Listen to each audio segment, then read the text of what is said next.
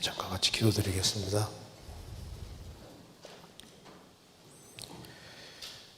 저희를 사랑하시는 거룩하신 우리 아버지 하나님, 마땅히 형벌 받을 수밖에 없는 저희들을 불쌍히 여기시고 주 예수 그리스도의 보배로운 피로 우리 죄의 소리를 해방해 주시고 다시는 심판을 받지 않게 해주신 이 크고 놀라운 은혜와 사랑을 인하여 감사를 드립니다. 여기에 하나님의 은혜와 사랑을 입은 사람들이 한자리에 같이 모여 있습니다. 이 가운데 주 성령께서 함께 해주시고 우리 마음 가운데 역사해 주옵소서. 우리의 마음을 일깨워 주시고 우리가 주 안에서 어떻게 행할 것을 알 수 있도록 도와주옵소서. 살아계신 하나님의 말씀으로 우리 영혼을 환하게 비춰주시고 우리의 행보를 거룩한 말씀 위에 세워주시고 또 말씀 가운데 살아갈 수 있도록 역사해 주시고 도와주옵소서. 우리의 사랑하는 가족들, 친척들, 이웃들에게도 이 귀한 복음을 증거할 수 있도록 도와주시고 우리를 위해 죽으시고 부활하시고 지금도 우리와 함께 계시는 주님을 의지하고 생활을 살 수 있도록 도와주옵소서. 오늘 모든 시종 함께 해주시고 도와주시기를 간절히 의지하오며 주 예수 그리스도 이름으로 기도하옵나이다. 아멘. 성경 욥기 3장 찾겠습니다. 욥기 3장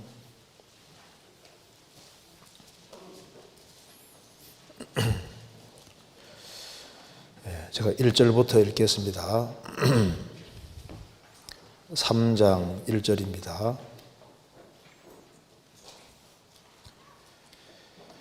그 후에 욥이 입을 열어 자기의 생일을 저주하니라.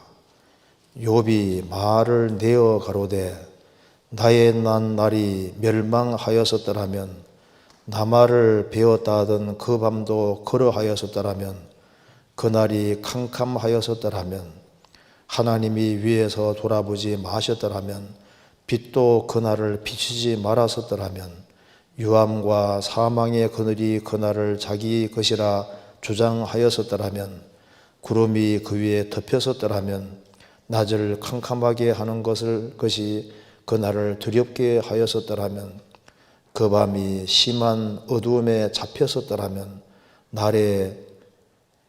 해의 날수 가운데 기쁨이 되지 말았었더라면 달의 수에 들지 말았었더라면 10절 이는 내 모태의 문을 닫지 아니하였고 내 눈으로 혼란을 보지 않도록 하지 아니하였음이로다. 로구나. 어찌하여 내가 태에서 죽어서 나오지 아니하였었던가. 어찌하여 내 어미가 나올 때 내가 숨지지 아니하였던가. 어찌하여 무릎이 나를 받았던가. 어찌하여 유방이 나로 빨게 하였던가. 그렇지 아니하였던들 이제는 내가 평안히 누워서 자고 쉬었을 것이니. 그리고 20절입니다. 어찌하여 곤고한 자에게 빛을 주셨으며 마음이 번뇌한 자에게 생명을 주셨는고. 이러한 자는 죽기를 바라도 오지 아니하니 그것을 구하기를 땅을 파고 숨긴 보배를 찾음보다 더하다가 무덤을 찾아 얻으면 심히 기뻐하고 즐거워하나니 하나님에게 둘러싸여 길이 아득한 사람에게 어찌하여 빛을 주셨는고. 나는 먹기 전에 탄식이 나며 나의 앓는 소리는 물이 쏟아지는 것 같구나. 나의 두려워하는 그것이 내게 임하고 나의 무서워하는 그것이 내 몸에 미쳤구나. 평강도 없고 안온도 없고 안식도 없고 고난만 임하였구나. 거기까지입니다. 어제 결혼식이 2번 있었는데요. 많은 분들이 정말 수고를 해주셨습니다. 너무나도 감사를 드립니다. 그리고 오늘이 이제 부활절이기 때문에 부활에 대해서 설교를 해야 되는데 틀림없이 서울중앙교회에서 오늘 부활에 대해서 얘기를 하실 것 같아요. 그래서 우리 수요일 날 같이 시청하면 되니까 오늘은 욥기 3장을 중심으로 좀 말씀을 드려보도록 하겠습니다. 자, 2000년 전에 예수님이 십자가에 죽으시고 실제로 부활하셨습니다. 근데 저는 참 예수님이 부활하셨을 때 참 그걸 상기해 보면은 너무나도 정말 감사합니다. 왜냐하면은 예수님이 죽으셨을 때 이제 십자가에서 내려서 얼굴은 수건으로 싸고 몸은 세마포로 돌렸습니다. 돌리고 그 다음에 아리마다 요셉의 무덤에 누일 때 그때 세마포로 이렇게 싸고 몰약을 부었다고 했습니다. 몰약을 부으면은 이게 이제 세마포가 기부처럼 굳어버려요. 근데 예수님이 부활하시는 그날 제 아들이 가서 보고 믿었다고 했습니다. 요한복음 보면은. 근데 제 아들이 달려가서 봤는데 보니까 수건은 개켜 있었고 세마포는 동그랗게 말린 채로 그대로 있었다 그 말입니다. 누가 시체를 훔쳐갔으면 틀림없이 이걸 뜯어내야 되거든요. 짚고 뜯어내야 되는데 세마포는 그대로 놓여있고 몸만 딱 빠져나가는 걸 보고서 제 아들이 믿었다고 했거든요. 부활이 뭔지는 모르지만 일단은 분명히 시체가 사라진 건 맞는 거예요. 근데 누가 시체를 훔쳐갔으면 뜯어야 되거든요. 그래서 세마포는 그대로 동그랗게 말려있고 몸 빠져나가다가 말입니다. 그래서 예수님의 제 아들이 유대인들을 무서워해서 문들을 꽁꽁 닫고 있는데 예수님은 문들을 통과해 들어오셔서 양손을 보이면서 너희에게 평강이 있을지어다 이렇게 말씀하시지 않습니까? 그러니까 그 몸이 우리가 입을 부활의 몸의 그림자가 되는 겁니다. 그러니까 세마포가 이렇게 놓여 있는데 몸이 거기에서 그대로 싹 빠져나올 수 있으니까 신령한 몸입니다. 신령한 몸. 문들을 딱 닫았는데 문들을 통과할 수 있고 나타났다가 갑자기 사라지시고 사라졌다 나타나시고 그러니까 이게 보통 몸이 아닌 거예요. 그러니까 육의 몸으로 심고 신령한 몸으로 다시 신령한 몸이라 그랬으니까 물체를 마음대로 통과하고 순식간에 공간 이동 같은 것도 가능한 특별한 몸인 거예요. 그래서 씨앗이 꽃이 되는 것처럼 애벌레가 나비가 되는 것처럼 정말 영광스러운 모습으로 부활이 됩니다. 그래서 구원받은 사람은 영광스럽게 부활되는가 하면은 구원받지 아니한 사람은 그 반대로 가장 흉측한 모습으로 부활되는 것도 사실입니다. 지옥 가면은 이제 미소코리아 없습니다. 왜 그러냐면은 원래 모든 진선미는 하나님께 속한 거예요. 모든 참된 것, 모든 선한 것, 모든 아름다운 건 하나님께 속한 겁니다. 그런데 그 지옥은 하나님과의 분리거든요. 하나님과의 분리라는 것은 모든 참된 것으로부터 분리입니다. 그 참 반대가 거짓인 거예요. 모든 선한 것에서 분리입니다. 선 반대가 악이잖아요. 모든 아름다운 것에서 분리입니다. 그러니까 지옥은 가장 어그리하고 가장 추악한 것인 거예요. 그래서 아담 하와가 범죄하기 전에 하나님이 천지를 창조하시고 하신 말씀이 보시기에 심히 좋았더라. 보시기에 심히 좋았다. 그래서 추한 모습은 하나도 없었던 거예요.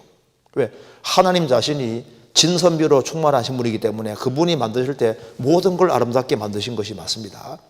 그런데 범죄함으로 하나님이 땅을 저주하시고 저주하시니까 아주 흉한 모습, 흉측한 모습이 막 생긴 겁니다. 그래서 하나님과 멀어지면 멀어질수록 점점 추하게 바뀌어지도록 되어 있습니다. 그래서 천사도 범죄하기 전에는 아름다웠는데 범죄한 이후에는 하나님이 심판하시고 내쳐서 버렸을 때 흉한 모습으로 바뀌었을 겁니다. 그래서 그 지옥은 가장 흉측한 곳이 되는 것이고 그래서 구원받지 아니한 사람이 심판받고 지옥 떨어질 때 어떤 모습일 거냐 성경에 자세하게 나와 있지 않지만 힌트는 있습니다. 거기에는 구더기도 죽지 않고 불도 꺼지지 아니하느니라. 사람마다 불로서 소금치도함 받으리라. 거기에는 구더기도 죽지 않고, 근데 그들의 구더기 단수로 되어 있습니다. 그들의 구더기. 그러니까 구더기 한 마리가 사람 파먹는 것이 아니라면은 그들의 구더기, 그들의 몸이 구더기처럼 바뀔 확률도 많아요. 그러니까 구원받지 아니한 사람이 심판을 받고 하나님 앞에 쫓겨나서 지옥으로 들어갈 때 어떤 모습일 거냐? 가장 흉측한 모습일 것이 맞다 그 말입니다. 그래서 하나님이 뱀도 저주하시니까 흉측한 모습으로 바뀌었잖아요.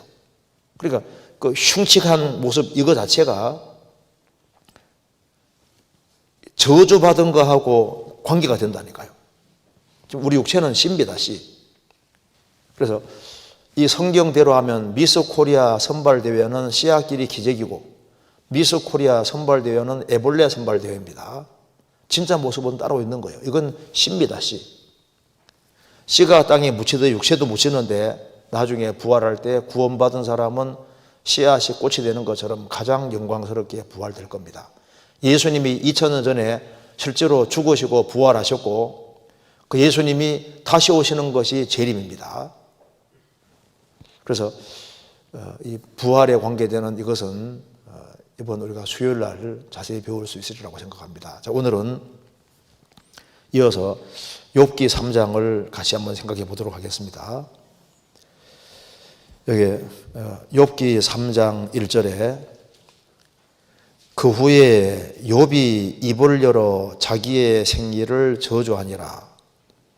욥은 이 당대 하나님을 제일 잘 섬기는 사람이고 그리고 그 당대 가장 육신적으로도 아주 잘된 사람입니다. 당대 최고의 재산가고 자녀도 10명이나 낳았습니다. 자, 그런데 어느 날 그렇게 하나님을 잘 섬기는 욥에게 엄청난 재앙이 내립니다. 재산 전체가 다 날아가고 10명의 자녀가 한꺼번에 하루아침에 그냥 다 죽어버려요. 그 다음에 머리부터 발끝까지 몸 전체가 악창이 생기고 중병이 듭니다. 이러한 비참한 상황에서 욥의 세 친구가 욥을 입문하러 왔다가 욥을 보고서 놀래버린 거예요. 너무 심각하기 때문에 일주일 내내 같이 있으면서 한 말을 안 하고 있습니다. 왜? 위로할 말이 없는 거예요. 뭘 하고 어떻게 위로해야 될지 모르겠는 겁니다. 그러면서 시간 지나가면서 위로하러 왔다가 정죄하는 마음이 생기는 겁니다. 야, 이거 욥이 잘못한 것이 아닐까. 이쪽으로 생각이 굳어지고 있는 상태로 되어가고 있습니다. 그래서 세 친구가 와서 일주일 동안 한 말도 없습니다. 그래서 이제 욥이 입을 열었습니다. 입을 열어서 자기의 생리를 저주하니라. 자기가 태어난 날을 저주했습니다. 이때가 욥이 인생에서 제일 아주 비참한 때입니다. 가장 큰 슬픔에 떨어져 있을 때. 그러니까 어떤 사람은 재산이 다 날아가는 것 때문에 너무 슬퍼하잖아요. 욥은 재산이 다 날아간 것 때문이 아닙니다. 그리고 다른 사람들은 재산은 다 날아가도 자녀는 살아있는 경우도 많잖아요. 욥은 10명의 자녀도 다 죽었습니다. 거기에다가 자기 몸 자체도 발바닥에서 정수리까지 몸 전체가 악창이 나서 가장 비참한 상황 속에 떨어져 있습니다. 그리고 심지어 가장 가까운 아내도 당신이 그래도 자기 순전함을 굳게 지키느냐 하나님을 욕하고 죽으라. 욥기 2장 9절에 하나님 욕하고 죽으라고 했습니다. 그래서 가장 가까운 사람까지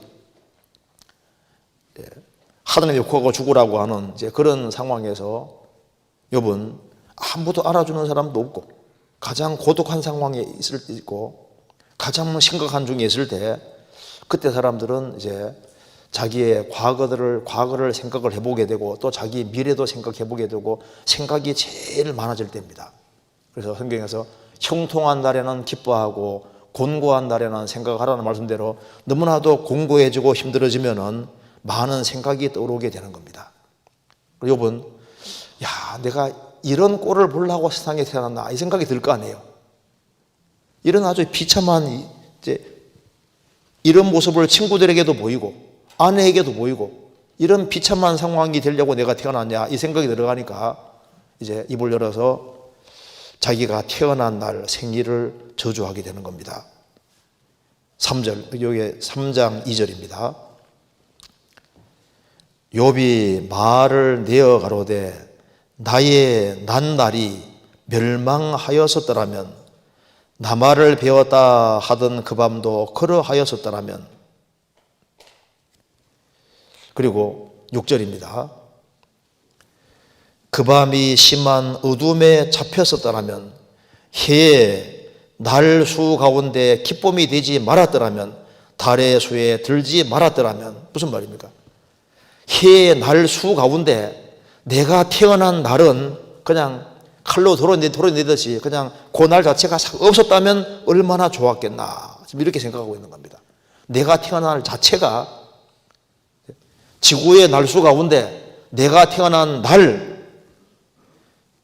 그 달과 그 날이 아예 없었으면 좋았겠다. 없었으면 내가 이런 꼴을 안 봤을 것이 아니냐. 그래서 11절에 어찌하여 내가 태에서 죽어나오지 아니하였었던가? 어찌하여 내 어미가 낳을 때 내가 숨지지 아니하였던가? 차라리 태어날 때 그냥 죽어서 태어나지 왜 내가 살아나서 이 꼴을 봐야 되냐 이렇게 생각하는 겁니다. 20절입니다. 어찌하여 곤고한 자에게 빛을 주셨으며 마음이 본대한 자에게 생명을 주셨는고? 희망과 소망이 안 보이는 거예요.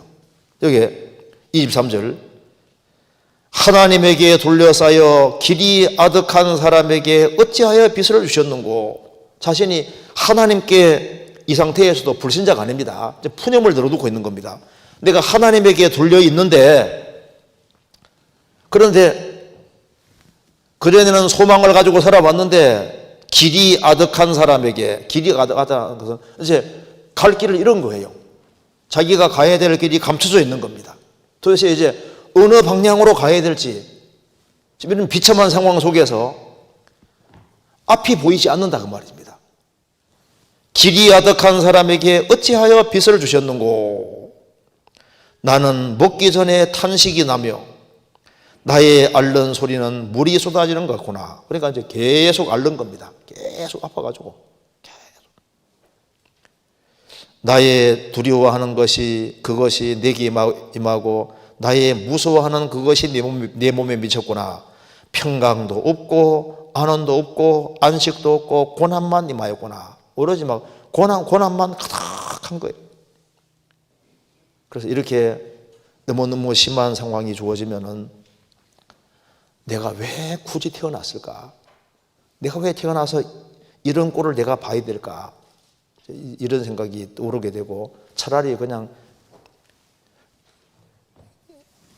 지구 역사 속에서 내가 태어난 날 자체가 그냥 아예 처음부터 없었으면 좋았을 것이다. 좋았을 텐데 이렇게 말을 하게 되는데 가장 큰 고통에 처하면은 이런 말을 하게 되는 겁니다. 그래서 이와 유사한 말을 한 사람이 있는데 예레미야입니다. 예레미야 20장 보시겠습니다. 예레미야도 똑같이 이렇게 얘기했습니다.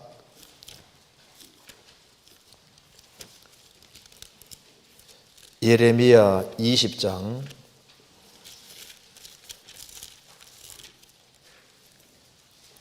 14절 1083페이지입니다.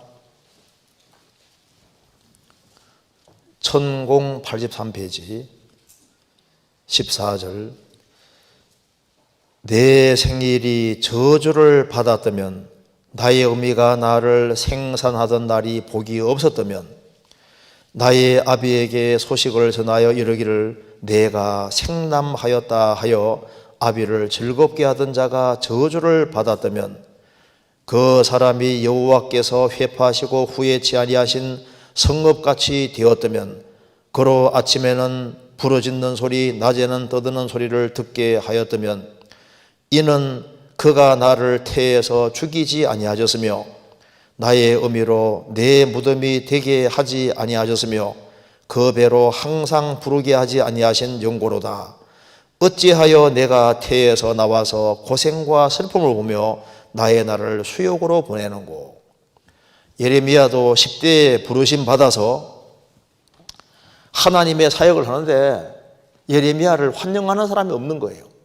계속 욕을 먹고 비방을 받고 고통을 받으니까 내가 왜 살면서 이렇게 끊임없이 고통을 받고 이스라엘 민족 전체가 예레미야를 대적하는, 그래서 고생과 수욕으로 막 점철되어 있으니까 차라리 내 생일이 저주받았더라면, 내가 안 태어났다면 이런 꼴은 안 볼 것이 아니냐, 이렇게 생각하고 있는 겁니다.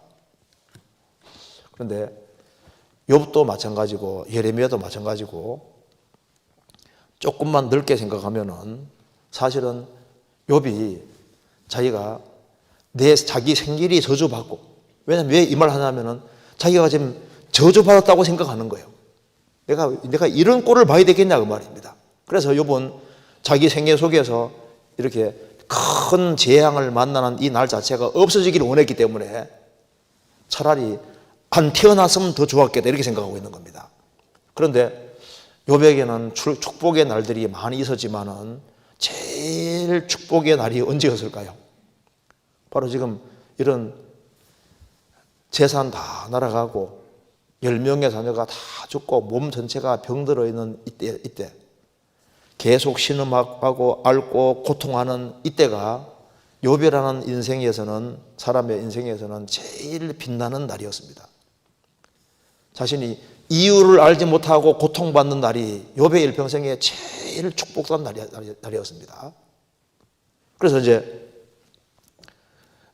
이걸 보면 이제 우리가 알 수 있는 것이 있습니다. 우리도 좀 오판하는 경우가 많거든요.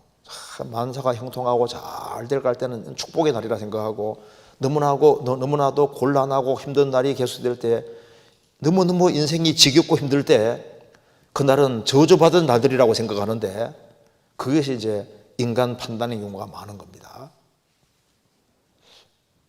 자세히 보면은 욥에게는 고통받을 이때가 제일 빛나는 날들이었습니다. 그래서 오늘 저주의 날, 축복의 날이라는 이 제목으로 좀 생각해 보려고 합니다. 욥이 너무너무 힘드니까 나를 저주하잖아요. 내가 태어난 날이 없었다면 얼마나 좋겠냐. 욥이 이렇게 결론을 내리고 있습니다. 근데 하나님을 안 믿는 상태가 아니라 믿는 상태지만은 이런 푸념을 덜어놓고 있는 겁니다. 내가 왜 태어나서 이런 고통과 고난을 봐야 되느냐? 차라리 안 태어나면 좋지 않았겠느냐? 사람은 생을 살아가는 가운데 여기 이제 욥기 3장은 내가 왜 태어나서 이런 꼴을 봐야 되냐고 왜라고 자꾸 묻잖아요. 이유를 정확히 모르니까. 사람이 아무리 힘들어도 존재 이유를 알면 뚫고 나갈 수 있거든요. 근데 살아야 될 명확한 이유를 잃어버리면은 그냥 살 소망이 딱 끊어지고 죽고 싶은 생각밖에 없고, 그래서 자살을 쳐놓은 사람도 많이 있습니다. 제가 글을 하나 읽어드리겠습니다. 사람은 음식 없이는 40일을 살 수 있다. 물 없이는 3일을 살며 공기 없이는 약 8분을 산다. 그러나 소망이 없이는 1초밖에 못 살 것이다. 이게 무슨 말이냐면 그만큼 소중한 것이 소망이다 그 말입니다. 뭔가 소망이라도 있어야만 살 수가 있는데, 소망이 딱 끊어지면은 그러면 사람은 존재 이유를 못 찾게 되는 거예요. 그래서 어떤 사람은 어떤 학생이 전화를 가지고서 이제 아주 옛날 얘기입니다. 그래서 어떻게 이제 통화하고 이렇게 하다가 전화비가 불어서 한 200만 원인가 한 250만 원 정도 된 거예요. 그래서 이걸 못 갚아가지고 고민하다가 자살한 경우 있잖아요. 그래서 사람이 이제 뭔가 빠져나올 구멍이 있어야 되는데 해결할 수 있는 실마리가 없다고 생각 들면은 그러면 죽어야 되겠다 이 생각 보통 많이 합니다. 사람이 사방이 꽉 막히면은 이제 죽음으로 치닫는 그런 일이 많이 있는 거예요. 제가 한번 글을 읽어드리겠습니다. 세계적으로 유명한 심리학자 가운데 빅터 프랭클이라는 사람이 유태인입니다. 이제 나치 수용소에 갇혀서 고문을 엄청나게 많이 받았는데, 그런데 그 고문 속에서 자기가 살아남은 이유를 얘기합니다. 나치 수용소에서 말할 수 없이 잔인한 고문과 무서운 형벌과 비인간적인 학대 속에서도 나를 생존하게 만든 것은 희망이었다. 희망, 소망이었다. 그래서 무서운 고문 받으면서도 이제 내가 이게 분명히 벗어날 거고, 벗어나면 그 히틀러 이쪽에서 얼마나 그 악을 행했는지를 내가 다니면서 전 세계 사람에게 전하고, 그래서 사람은 이런 아주 엄청난 어려움 속에서도 희망이 있으면 살 수 있다. 그걸 내가 기어코 전해야 되겠다는 그 꿈을 계속 키워서 그 모진 그 고문과 학대를 벗어나고 살아남지 않습니까? 그런데 신념과 성경은 다릅니다. 성경은 실제 사실이고, 예수님은 죽으시고 부활하셨고 구원받은 사람은 다시 살 것이 확실하기 때문에 이런 희망과 그런 상상에 근거한 소망 말고 우리는 진짜 소망을 갖고 있는 사람입니다. 그래서 욥은 이제 지금 주님 품에 이미 들어가 있는 상태지 않습니까? 들어가 있는 상태인데 이제 주님이 지금 욥에게 물어보면 뭐라고 할까요? 너 분명히 야, 내가 죽고 났으면 좋았겠다 얘기하지 않았느냐? 너 어떻게 생각하냐면요, 아니라고 할 겁니다. 자기 인생에서 제일 소중한 때가 이런 엄청난 고통의 때였다는 걸 분명히 얘기하고 오히려 하나님께 감사할 겁니다. 그렇잖아요. 그런데 세상에는 태어나지 않으면 좋을 뻔한 사람이 있다고 주님이 말씀하셨습니다. 성경 마태복음 26장 찾겠습니다.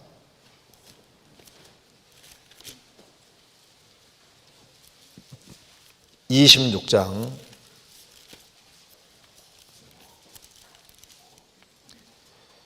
24절 47페이지입니다. 인자는 자기에게 대하여 기록된 대로 가거니와 인자를 파는 그 사람에게는 화가 있으리로다. 그 사람은 차라리 나지 아니하였다면 제게 좋을 뻔하였느니라. 예수를 파는 유다가 대답하여 가로되 랍비여 내니이까 대답하시되 내가 말하였도다 하시니라. 예수님 말씀했습니다. 예수님은 기록된 대로, 구약 성경에 기록된 대로 죽고 부활한다고 말입니다. 그런데 인자를 파는 사람, 예수님을 파는 사람에게는 화가 있으리로다. 그 사람은 차라리 나지 않았으면 제게 좋을 뻔했다. 태어나지 않으면 좋을 뻔한 사람이 있다고 했습니다. 그럼 가룟유다는 지옥 가기로 정해졌냐? 아닙니다.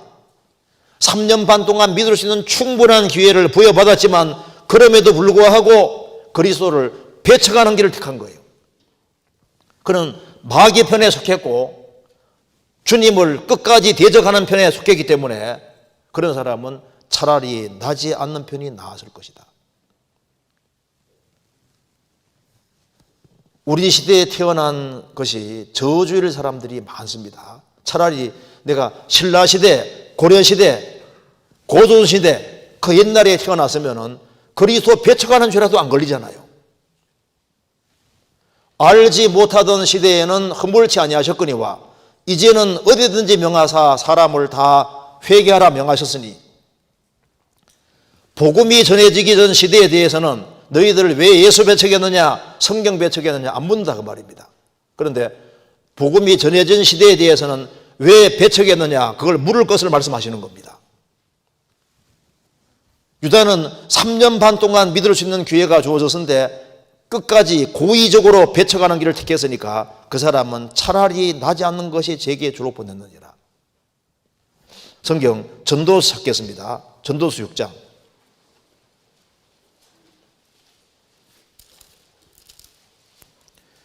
전도서 6장 3절입니다.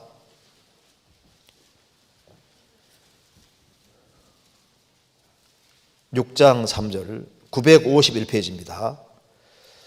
사람이 비록 100자녀를 낳고 또 장수하여 사는 날이 많을지라도 그 심령에 낙이 족하지 못하고 또 그 몸이 매장되지 못하면 나는 이르기를 낙태된 자가 저보다 낫다 하나니, 여기에 사람이 100자녀를 낳고 또 오래오래 살고 사는 날이 많을지라도 심령에 낙이 족하지 못하고 심령에 진정한 낙이 뭔지를 못 깨닫고 또 그 몸이 매장되지 못하면은 낙태된 자가 오히려 낫다. 매장되지 못하면 이게 무슨 말일까요? 그 몸이 매장되지 못하면 이게 무슨 말이냐면은, 몸이 매장되지 못한다는 말이 뭐냐면요, 잠언 3장에 보면은 부모에게 불효하는 사람은 까마귀에게 쪼이고 독수리 새끼에게 먹힌다고 하지 않습니까? 이게 뭐냐면은 부모에게 너무 잘못하고 악을 너무 많이 행하면 객사한다. 객사. 침상에서 편히 못 죽는다 그 말입니다. 그래서 그 불효하고 악을 많이 행하다가 뭐 객사한다든가 들판에 죽는다든가 전쟁터에서 엎드러진다든가 이렇게 해가지고 짐승의 밥이 되고 까마귀에게 쪼이고 독수리 새끼에게 먹히는 이런 식으로 인생에 든다면 차라리 낙태된 자가 낫지 않겠냐 이렇게 말하고 있는 겁니다. 그래서 정상적으로 침상에서 편히 죽지 못하고 그냥 나귀같이 그냥 매장당하는 식으로, 여기에 보면은 그 몸이 매장되지 못하면 정상적인 절차 밟아서 이렇게 장례식 치르지 못하고 죽는 그런 사람들 있지 않습니까? 차라리 그런 인생이 될 바에는 안 태어나는 게 낫다. 안 태어나는 것이. 여기에 예레미야 22장 찾겠습니다. 22장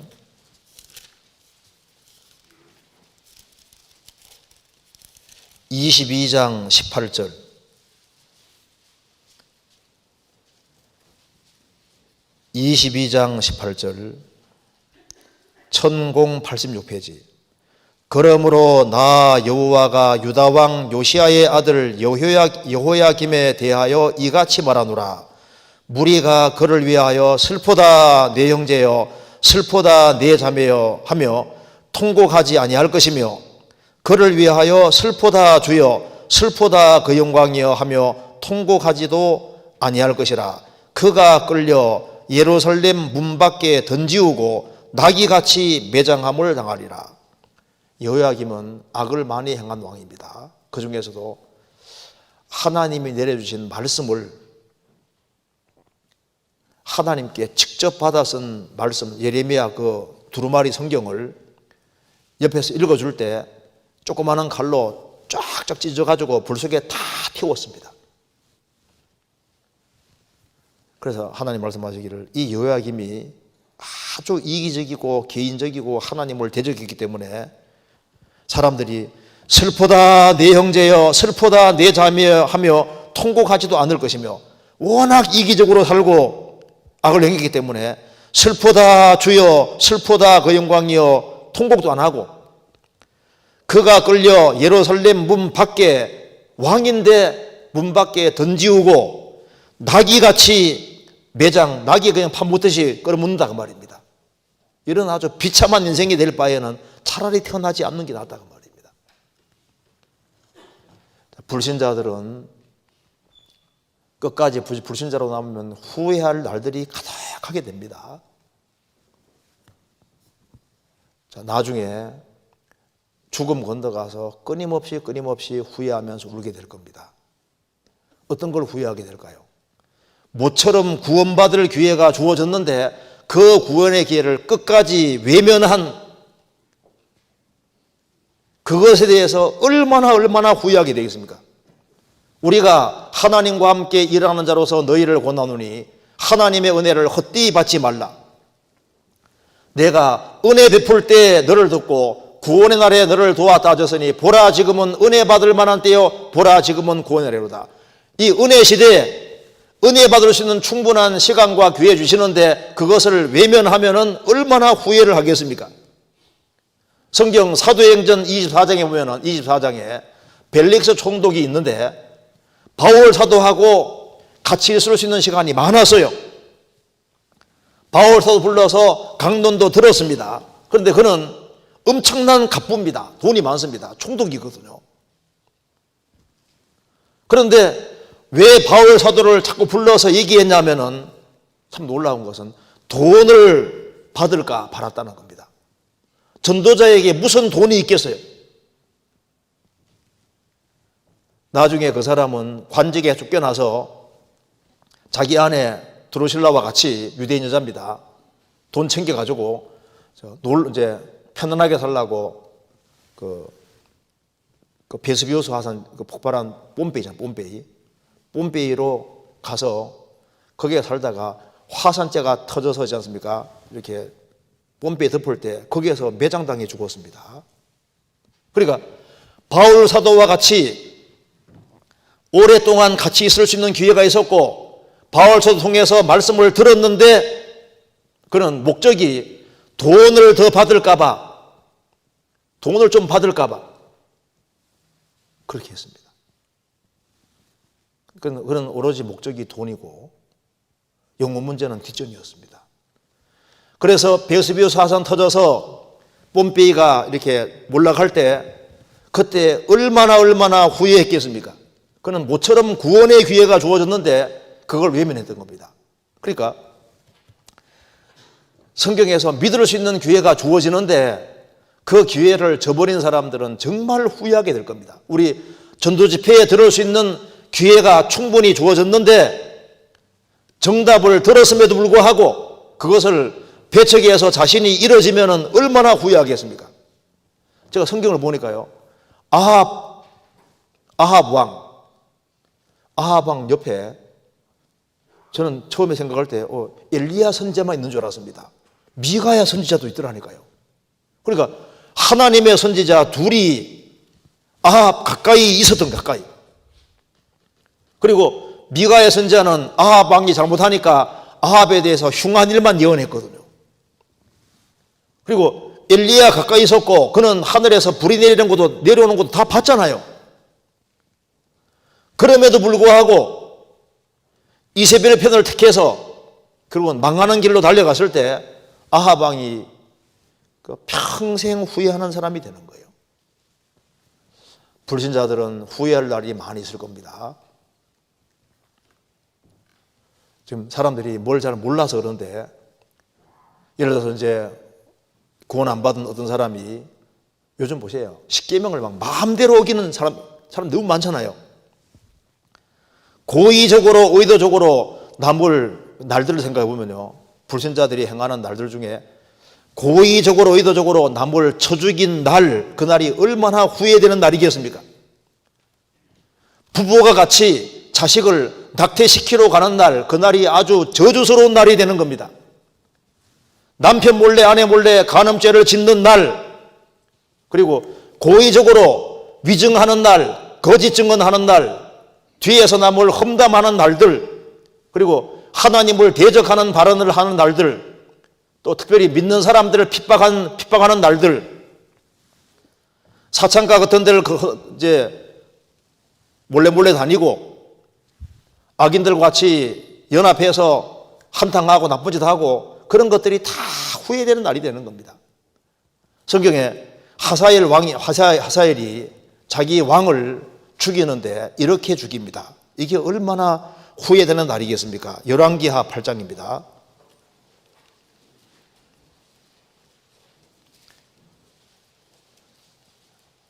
열왕기하 8장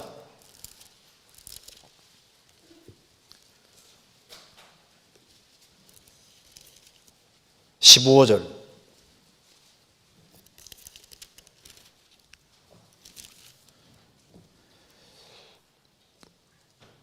(575페이지입니다) 그 이튿날에 하사엘이 이불을 물에 적시어 왕의 얼굴에 덮음에 왕이 죽은지라 저가 대신하여 왕이 되니라. 여기 베나닷이 이제 시리아 왕인데요. 하사엘이 자기가 왕이 되고 싶어서 왕을 죽이는데 이 얼마나 잔인한 모습입니까? 이불을 물에 탁 적시어서 왕의 얼굴에 탁 덮으면서요. 숨고시게 딱 죽여버리는 거예요. 그리고 자기가 탁 왕이 되는 겁니다. 그 악행들, 그 모든 악행들에 대해서 후회하게 될 겁니다. 전도를 주변 사람이 강권하는데 전도받는 날을 기어코 끝까지 핑계대고 피한 날, 그 후회하지 않겠습니까? 그 말에 주의를 기울이고 관심 기울였으면 정말 구원받을 텐데요. 여기 필립 브룩스라는 한 유명한 전도자가 임종 직전에 일체 손님을 사절했습니다.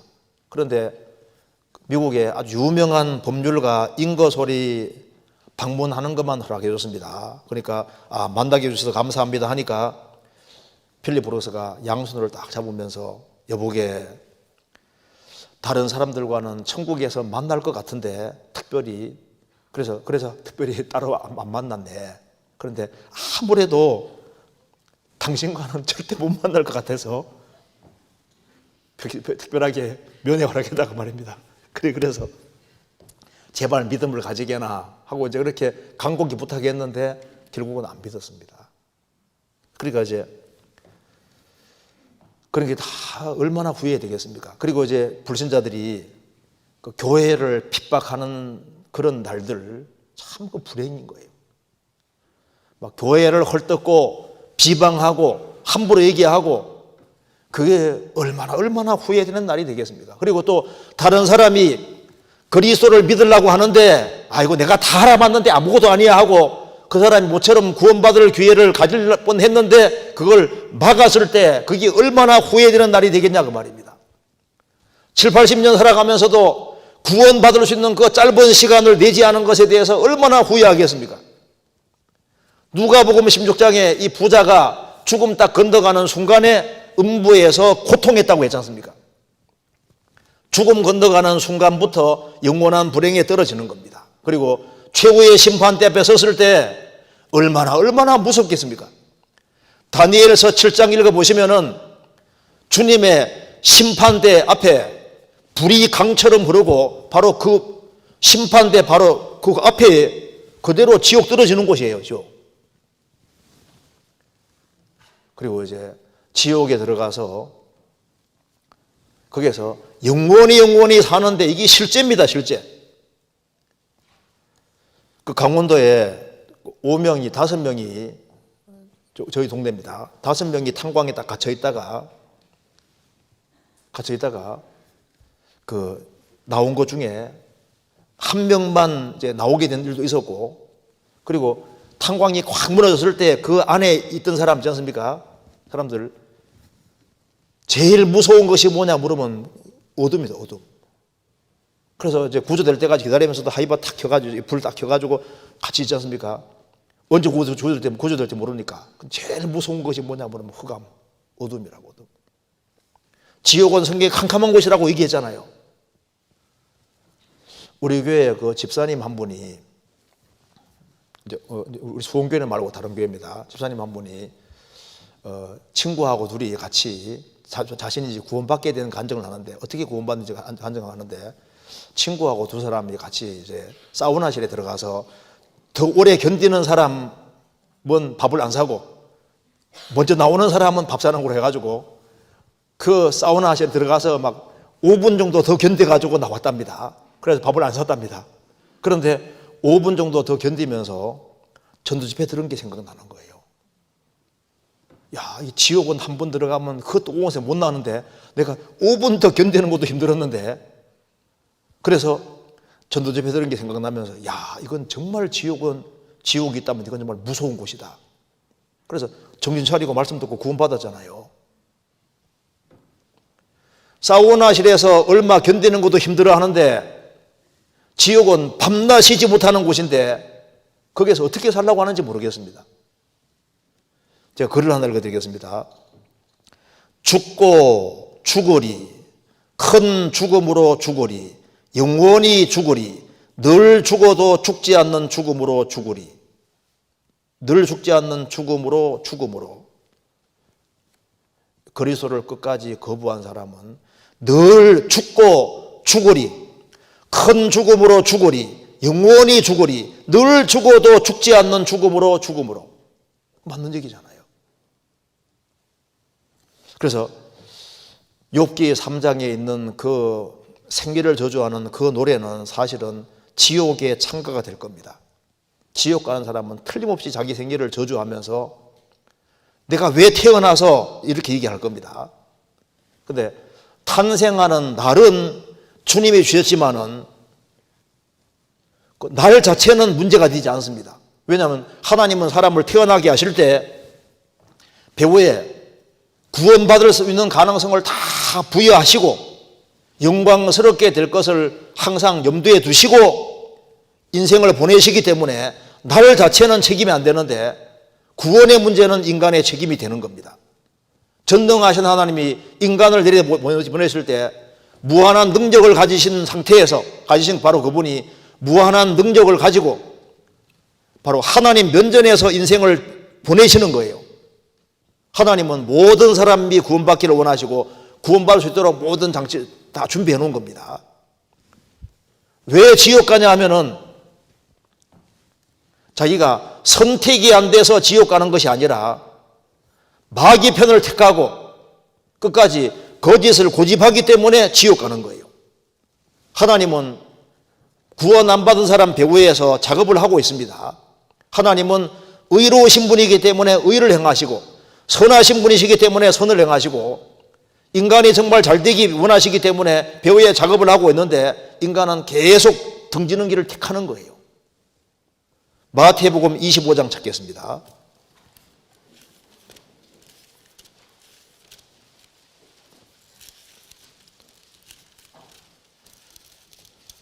마태복음 25장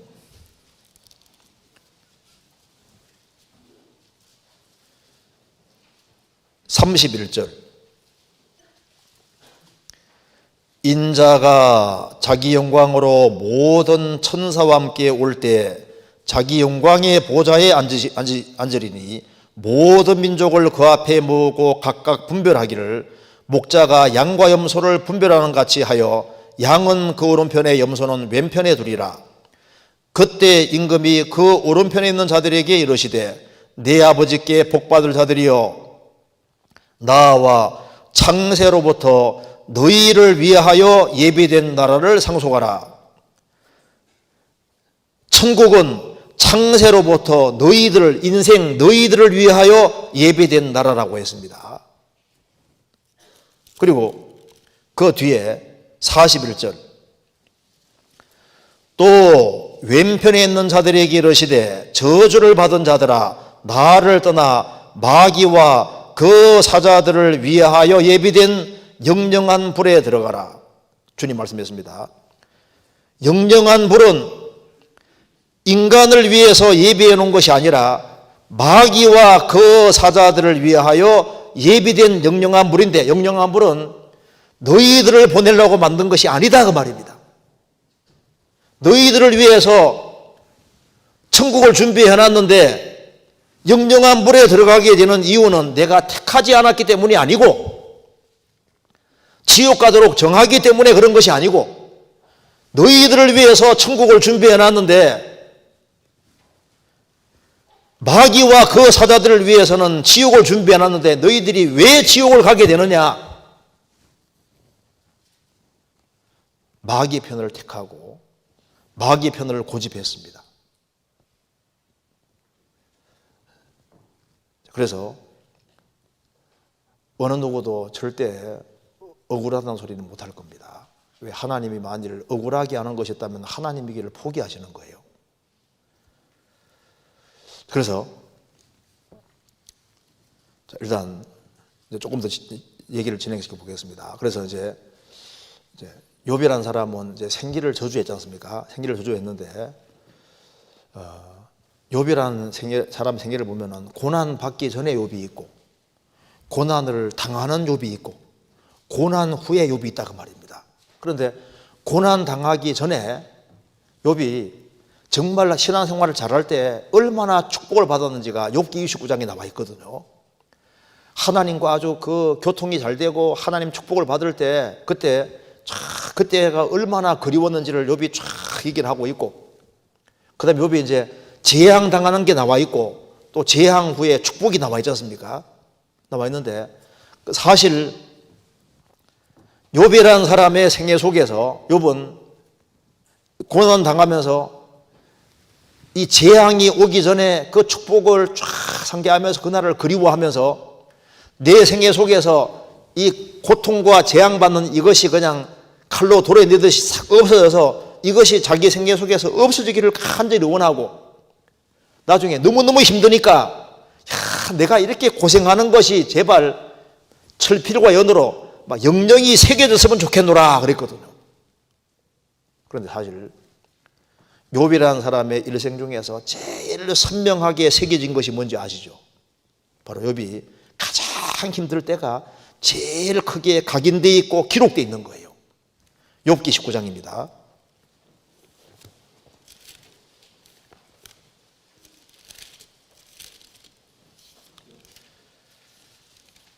욥기 19장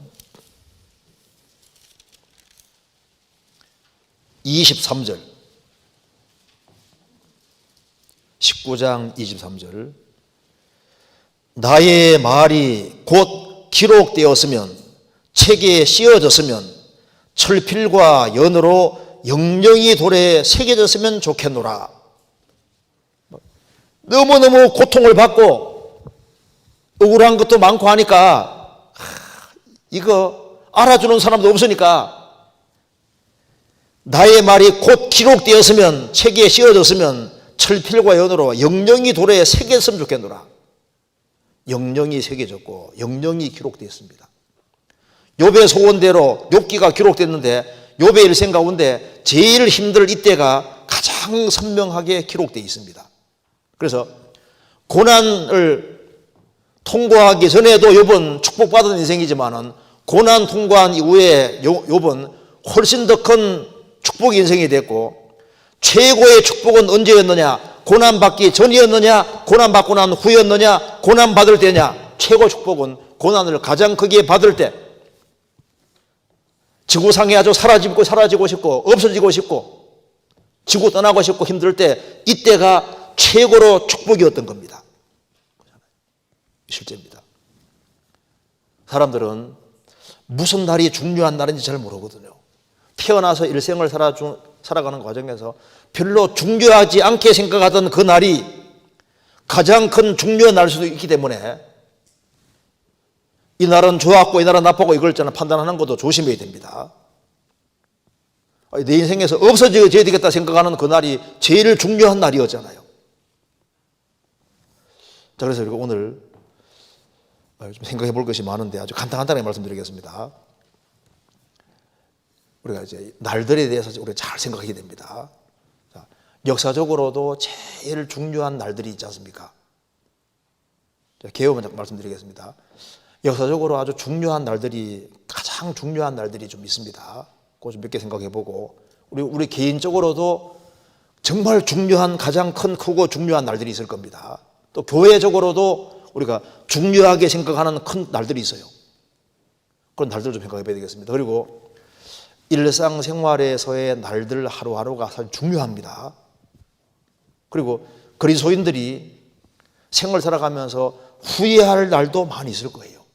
후회스러운 날도 있을 겁니다. 그런데 욥기에서도 말한 바처럼 그리스도인에게 제일 중요하고 고귀한 날이 가장 공고한 날, 인생에서 제일 힘든 날, 그러니까 하루하루 걷기도 힘든 그때가 가장 중요한 날일 수 있습니다. 그리고 인간이 생각하는 날의 비중과 하나님이 생각하는 날의 비중이 상당히 다릅니다. 그 날 자체가 차이가 나는 거예요. 그리고 그리스도인들이 특별히 사모할 날들이 있습니다. 그리고 이제 우리가 신앙생활을 잘하기 위해서는 오늘 하루가 참 중요한 거예요. 하루. 그래서 시간 되는 대로 좀 말씀을 드려보겠습니다. 자, 역사적으로 제일 큰 날들이 언제일까요? 자, 하나님이 천지를 창조하시고 이제 인간을 시작하셨는데 역사적으로 제일 아주 중대한 날 중에 하나는 천사가 타락한 날입니다. 우주 만물을 창조하기 전에 하나님이 아주 엄청난 천사 세계를 만드셨는데 루시퍼 천사 중심으로 해서 천사 3분의 1이 쿠데타를 일으켜서 하나님처럼 되려 하다 쫓겨난 일이 있습니다. 그날이 역사적으로 정말 아주 엄청난 날이 된 거예요. 천사가 타락한 날, 아주 엄청나게 무서운 날입니다. 그리고 이제 천지를 창조하시고 인간 역사를 시작하셨는데 그 다음에 아주 정말 끔찍하고 무서운 날 중에 하나가 중요한 날이 바로 아담 하와가 선악과를 먹는 그날, 그게 얼마나 큰 날인지 몰라요. 아담이 선악과를 먹는 그날 아담이 망하고 아담 안에 속한 전 인류가 다 망한 거예요. 그게 얼마나 무서운 큰 날입니까? 그리고 아담 때부터 노아 때까지 인구가 그렇게 많은데 세계적인 홍수가 나는 그날 노아 8식구를 제외하고는 한꺼번에 물속에서 다 수장당했잖아요. 그때 우리가 만일 노아 홍수 장면 봤다면 얼마나 무섭겠습니까? 제가 미국에 가서 켄터키에 노아 방주 공원 가서 방주 안에 노아 방주 실물로 만들어 놓은 그 방주 안에 들어가서 구경하면서요, 인구 통계 보고 놀랐습니다. 아담 때부터 노아까지 최소 10억에서 최대 200억까지 깜짝 놀랐거든요. 인구 통계 보니까 야, 그럼 적어도 한 중국 인구 정도 살았을 수도 있네. 그 많은 사람들 중에 다 죽고 8명만 살아남았다는 거 자체가 얼마나 소름이 확 끼치는지요. 하나님은 다수라고 봐주는 거 없구나. 다수라고. 거짓은 끝까지 거짓이고 참은 끝까지 참입니다. 사람들은 하나님이 마음씨 좋은 아저씨인 줄 아는데 아니에요. 하나님은 하나님입니다. 지옥을 직접 만드신 분이 하나님이시고 세계적인 홍수를 내리신 분이 하나님이시고 이 은혜 시대가 끝나고 나면은 7년 환란 시대에 들어가면은 지금 인구가 얼마나 많아요? 78억 정도 사람이 되는데 그 사람들 중에 얼만큼이 구원받는지 모르지만은 구원을 거절하고 하는 사람들 앞으로 전무후무한 가장 큰 혼란 기다리고 있다는 말이 맞지 않습니까? 그리고 정말 인류 역사 속에서 가장 크고 큰 날은 하나님께서 사람이 되셔서 3년 반 동안 이 생애를 사시고 이 세상에 사시고 그리고 그 거룩하신 주님이 죄인들에게 배척을 받으시고 십자가에 죽으셨다, 못 박히셨다. 이건 정말 놀라운 일입니다. 하나님이 사람이 되셨다, 얼마나 놀라운 거예요. 죄인들에게 온갖 수치를 받으시고 가장 참혹한 십자가에 달리셨다, 구주께서 죽으셨다. 그런데 그분이 사흘 만에 부활하신 그날, 오늘 부활절입니다. 부활하신 그날 얼마나 영광스러운 날입니까? 사망을 이기시고 부활하신 날, 소망 없는 모든 인생에 참된 소망을 주신 날이잖아요. 그 주님이 부활 승천하시고 가셨습니다. 그런데 앞으로 정말 엄청난 날이 남아있는데 예수님이 공중에 재림하시는 그날, 주님이 공중에 재림하시는 그날, 지상에 살고 있던 내가 구원받은 사람, 죽은 사람들이 먼저 일어나고 산 사람이 주님 앞에 같이 설 때 이게 얼마나 굉장한 날이 되겠습니까? 그리고 지상 재림하시는 그날, 정말 주님과 함께 같이 내려와서 1000년 동안 왕도로 하고 영원한 천국에 사는 일이 이게 실제입니다. 실제. 우리 개인에게 가장 큰 날이 언제일까요? 바로 내가 구원받은 날인 거예요. 저도 1983년도 9월 25일 날 오후 4시경 구원을 받았습니다. 구원받기 전에는 소망이 뭔지 일단 제일 생각나는 건 일단 죽는다 그 생각밖에 없습니다. 초등학교 들어가자마자 저는 이제 고민이 됐거든요. 이게 이제 야 이게 죽으면 어떻게 되나 이제 이게 제일 걱정인 거예요. 그죠? 무덤 속에 들어가는데 저 무덤에 들어가면 어떻게 될 거냐고 생각하니까 캄캄한 거예요. 그래서 이게 공차기 하면서도 죽을 텐데 딱시기 하면서도 죽을 텐데 이게 항상 여기에 딱 걸려 있으니까 진행이 안 되는 거예요. 결국은 죽을 건데 뭐 결국은 죽을 건데 그거밖에 그겁니다. 결국은 총자점은 죽음인데 그럼 그 다음 어떻게 되는 거냐 그 말입니다. 제가 그래서 구원 받을 때까지 거의 말을 안 했습니다. 할 말이 없는 거예요. 친구들하고 있으면 이제 들어주긴 들어주는데 할 말이 없는 거예요. 결국은 죽을 텐데 뭐 그런데 대학에 올라와서 이제 구원을 딱 받았는데 구원 받으니까요. 아 이제 죽어도 괜찮겠더라니까요. 언제 죽어도 주님 앞에 갈 것이 확실하고. 야, 그러니까 이 구원받은 날, 참 기쁜 날, 주 나의 다시는 날, 이 날만큼 정말 좋은 날이 없는 거예요. 이날 구원을 다 받으니까요. 그다음에 성경 좀 읽다 보니까 침대 받으라고 돼 있더라고요, 침대를. 근데 그 당시에 침대를 가끔 줬기 때문에 저는 불안했습니다. 야, 이거 내가 구원받은 게 확실한데 침대 받기 전에 죽으면 주님 앞에 가서 뭐라고 얘기해야 될까? 이게 걱정이 되는 거예요. 분명히 성경에서 구원받고 침대 받으라고 돼 있거든요. 근데 이걸 빨리 받아야 되는데 빨리 줄 사람이 없으니까 침대를 언제 안 주나 그거 싶어가지고 1년 지나가지고 받을 수 있는 기회가 좋아져서 얼른 가서 침대 받았죠. 얼마나 감사하든지 제가 이제 기억 속에 구원받은 날, 그 다음에 침대 받기를 아주 굉장히 소원했었거든요. 왜? 성경에서 주님 받으라고 그랬으니까. 구원받고 첫 번째 순종이 침대거든요. 그래서 침대를 빨리빨리 받아야 되는데 그 생각했습니다. 구원받으신 분들, 그 침대 안 받으신 분들 그런 생각 안 하세요? 구원받고 침대 받으라고 성경에 주님이 명령하셨는데 안 받아도 돼요? 저는 그러니까 내가 그 전에 죽을지도 모르는데 그렇잖아요. 언제 죽을지 모르는 게 인생이니까 주님 데려가면 가야 되는 거니까 가서 걱정되는 것은 야 침대 얼른 받으니까 얼마나 감사해. 왜? 주님이 하라는 걸 했으니까 얼마나 감사해요. 그리고 이제 가족이 하나하나 구원받아가는 걸 볼 때 너무 그 날들이 감사한 날들이 되는 겁니다. 우리의 사랑하는 가족들, 내가 나와 친하게 지내는 사람들, 이런 사람들이 하나하나 구원받을 그리스도인들은 다른 사람들이 구원받아가는 그 재미로 사는 거예요. 자기가 구원받는 것보다 자기의 사랑하는 가족들을, 자기 가까운 사람들이 하나씩 정말 구원받아 바뀌는 걸 보면요, 그것만큼 기쁜 것이 없다니까요. 전도에서 한 사람이 구원되면은 그 얼마나 기쁜지 그것은 전도해 본 사람만 알 수 있는 겁니다. 그리고 사람이 언제 정말 참 이게 중요한 날이 되냐면 내가 왜 사는지 살아야 될 목적을 아는 날은 그게 정말 중요한 날이 되는 거예요.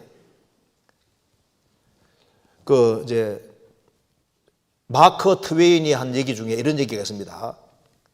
이제 인생에게 중요한 순간이 두 개 있다. 중요한 날이 두 개 있다. 하나는 태어난 날, 또 하나는 왜 살아야 될지를, 왜 살아야 하는지를 발견한 날.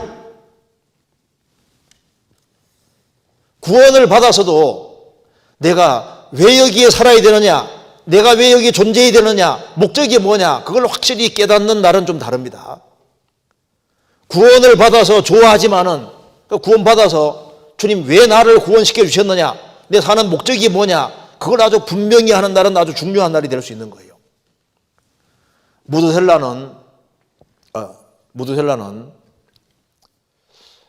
이제 하나님 앞에서, 그러니까 에녹이라는 사람은 365세를 살았습니다. 그런데 65세에 무드셀라를 낳습니다. 그런데 무드셀라를 낳고 300년 동안 동행했다고 했습니다. 그러면 에녹이 365세를 살았는데 무드셀라를 낳을 때 뭔가 마음에 큰 심경의 변화가 생겼던 것 같아요. 무드셀라를 탁 낳고 그때부터는 300년 동안 줄곧 동행했다. 이게 300년 동행한다는 게 이게 얼마나 어려운 거예요. 무려 300년을. 그래서 하나님을 너무 기쁘게 했기 때문에 하나님이 그 사람을 산채로 데려가셨습니다. 그런 죽음 보지 않고 옮겨졌지 않습니까? 365세까지 살았는데 뭔가 삶에 중대한 변화가 있는 겁니다. 뭔가 결심을 다 굳히는 날이 있는 거예요. 그 날들은 그리스도인에게 중요한 날이 되는 겁니다. 아브라함이 갈대아 우르에 살았는데 하나님께서 가나안 땅으로 가라 하니까 본토 친척 아비 집을 떠나서 가나안 땅으로 갔습니다. 그러니까 그 가나안 땅으로 가기로 결단하는 날이 얼마나 중요한 날이에요. 다니엘은 바벨론 포로 잡혀갔습니다. 16살 나이인데 왕에게 착출이 돼서 왕의 진비를 먹어야 되는데 그게 레위기 11장에 먹지 말아야 될 것들이 섞여 있는 거예요.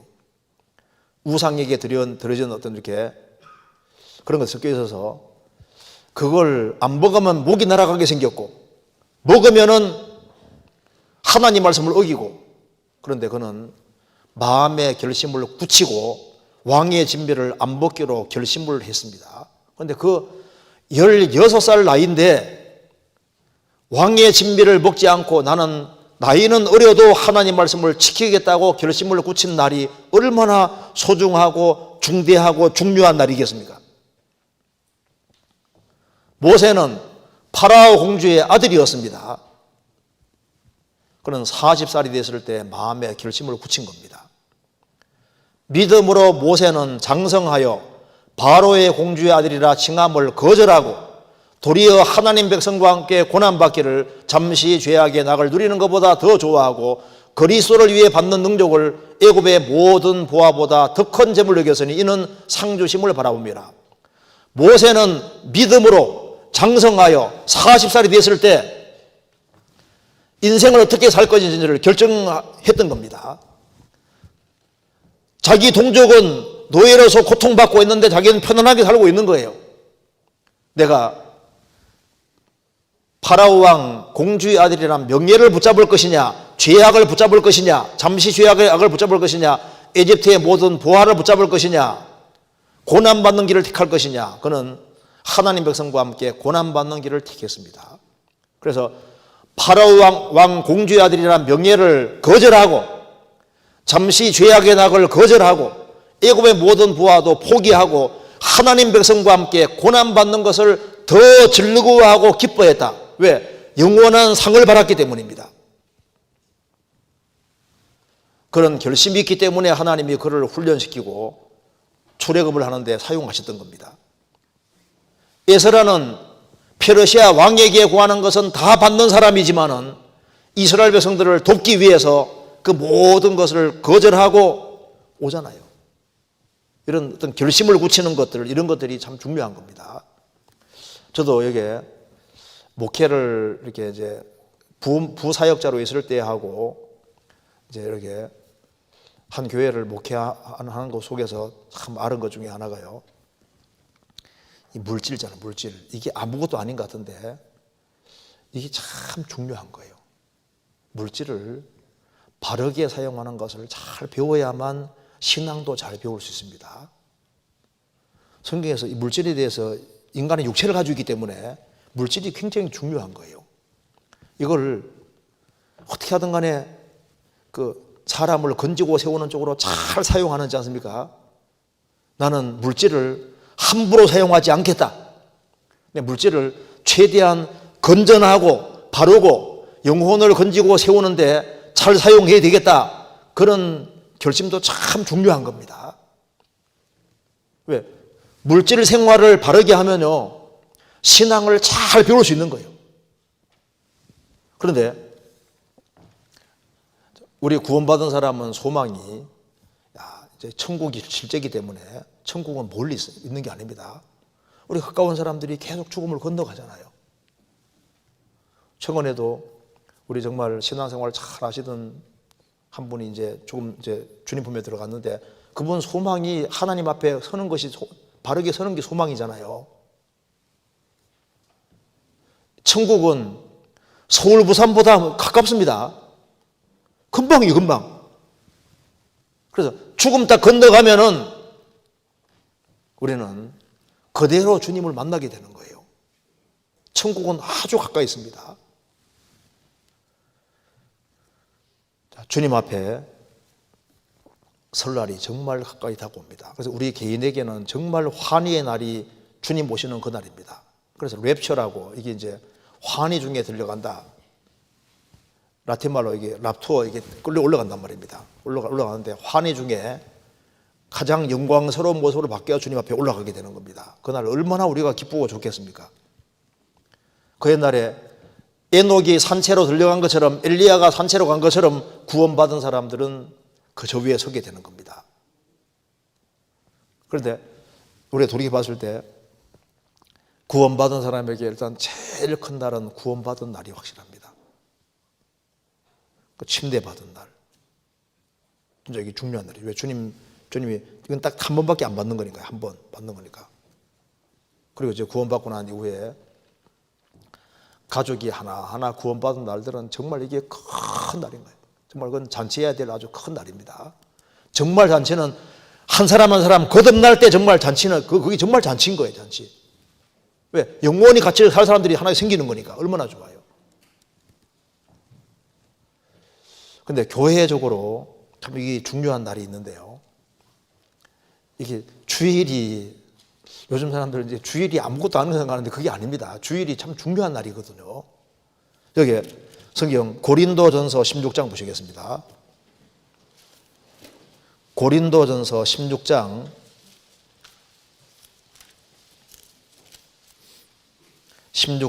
2절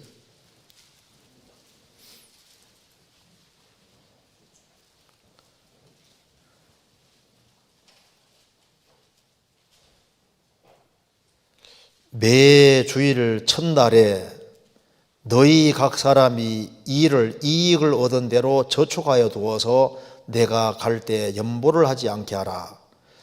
고린도 교회에게 말하면서 매 주일 첫날에 그리스도인들이 매 주일 첫날에 모였습니다. 예수님이 부활하신 날이 바로 주일이기 때문에 주일날 모였는데요. 그 구원을 받고 난 이후에 주일이 천국 가기 위해 지키는 건 아니지만은 거듭난 그리스도인들은 주님이 부활하신 날을 기념해서 매 주일 실제로 모였습니다.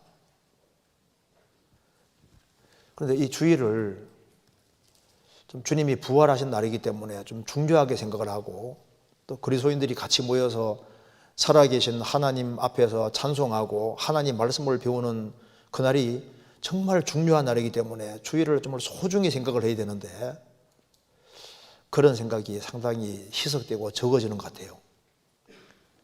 이 그리스도인들이 같이 모이는 날, 이 날은 아주 중요한 날이라고 마음에 생각하는 것이 필요합니다.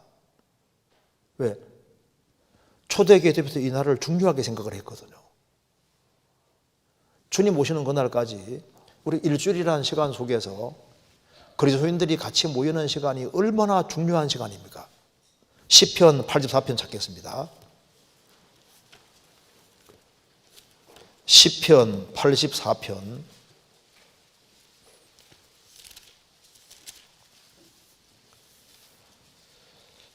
10절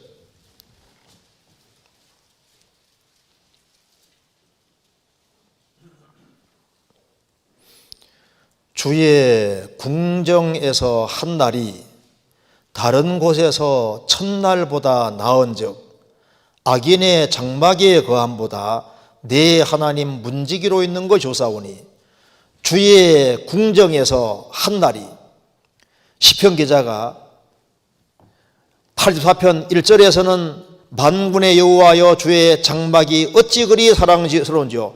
처음에 주의 텐트라고 했습니다. 4절에는 주의 집에 거하는 자가 복이 있나이다. 10절에는 주의 궁정에서, 그러니까 주님의 텐트에서, 주님의 집으로, 주의 궁정으로 점점 주님이 함께하는 곳을 더 크게 생각을 하고 있습니다. 주의 궁정에서 한 날이 다른 곳에서 첫날보다 나은즉, 악인의 장막에 악인이 함께하는 곳은 아무리 좋은 곳이라도 텐트밖에 안 여겨지는 거예요. 악인의 장막의 거함보다 내 하나님 문지기로 있는 게 좋사오니. 예수님이 마태복음 16장에서 너는 베드로라, 내가 이 반석 위에 내 교회를 세우리니, 예수님이 왜 오셨습니까? 교회를 세우려고 오신 거예요. 교회를. 예수님이 죽으시고 부활하신 이후에 오순절에 성령이 강림하셔서 정말 주님의 몸된 교회가 세워진 거라니까요. 이게 서신서가 전부 다 신약 성경이 전부 다 뭘 말합니까? 사복음서는 예수님의 공생애를 말씀하시고, 예수님은 오셔서 십자가 죽으시고 부활하신 이유가 교회를 세우기 위함이라고 말씀하셨고, 그 다음에 이제 사도행전에서는 그 다음에 교회가 어떻게 형성되는지를 말씀하셨고, 서신서는 전부 다 교회에게 주신 편지인 교회에게. 그렇잖아요. 그리고 계시록에는 주님이 교회를 이제 데리고 천국에 데려가서 영원히 신부로 사는 게 나와 있지 않습니까? 그러니까 신약 성경은 전부 다 교회 얘기이기 때문에 구원을 받은 사람은 주님이 교회를 세우시고 교회의 머리시기 때문에 교회에 연결되어서 교회 안에서 운명과 고락을 함께하고 주님 섬기며 같이 복음 전하고 그렇게 해야 되는데, 그러니까 교회가 중요한지를 모르니까 그냥 시간 남으면 그냥 왔다가 그거 잘못 생각하는 겁니다. 그러니까 성경을 직접 펴놓고 한번 읽어보시면요, 신약 시대 때는 하나님이, 구약 시대 때는 포커스가 이스라엘이고 신약 시대는 전부 다 교회를 향해 있구나 하는 걸 알고, 주님께 쓰임받는 것은 교회 안에서 쓰임받는 거예요. 세상적으로는 쓰임받으면서 주님 앞에서는 아무것도 쓰임받지는 못해요. 그게 인생 설계를 잘못하는 것일 수 있으니까 잘 생각해 보셔야 됩니다. 시편 기자가 말하기를, 주의 궁정에서 한 날이 다른 곳에서 첫날보다 낫다. 악인과 함께 있는 곳은 그건 장막 텐트라고 말씀했잖아요. 텐트라고. 여기 그리고 있잖아요, 구역 모임, 조모임, 형제 모임, 이런 날들이 참 중요한 겁니다. 왜냐하면 그리스도인들이 같이 모일 때 그리스도인들만 참여하는 게 아니에요. 그리스도인들만 모이면은 별 의미 없을 수 있는데, 그리스도인들이 같이 모일 때는 주님이 그 가운데 항상 같이 계셔요. 구원받은 무리 가운데 같이 계시기 때문에 그래서 모임이 중요한 거예요. 만일 주님이 같이 함께 안 하면 그냥 내가 혼자 인터넷 켜놓고 혼자 봐도 될 거 아니에요. 그게 아니라니까요. 그리스도인들이 모이는 것이 왜 중요하냐면, 두세 사람이 내 이름으로 모인 곳에는 나도 그들 중에 있느니라. 그게 그냥 구원받은 그냥 두세 사람이 아니라 주님 앞에 자기를 굴복시킨 사람 두세 사람입니다. 그래서 우리가 구역을 만들 때도 구역장 할 만한 사람이 있을 때만 구역을 만듭니다. 구역장 할 만한 사람이 없으면요, 그냥 더 크게, 그냥 덩치를 크게 해서도 그냥 만들어요. 조모임 할 때도 조장할 만한 사람이 있지 아니하면은 숫자가 많아도 그냥 묶는다니까요. 이렇게 어떤 모임으로 묶을 때는 그게 자신을 정말 굴복시키고 하는 사람들이 있기 때문에, 그래서 같이 모일 때 주님이 같이 만나주시고, 그러니까 바꿔지는 거예요. 우리가 개 모임을 아무리 하고 동창생 모임 아무리 해도 안 바뀌지 않습니까? 왜 안 바뀌냐면 그건 주님이 같이 계시는 게 아니거든요. 그리스도인들이 같이 모여서 같이 말씀도 같이 교제하면은 그 주님이 같이 함께 하시기 때문에 바꿔진다니까요. 성경 출애굽기 20장 찾겠습니다. 출애굽기 20장 24절.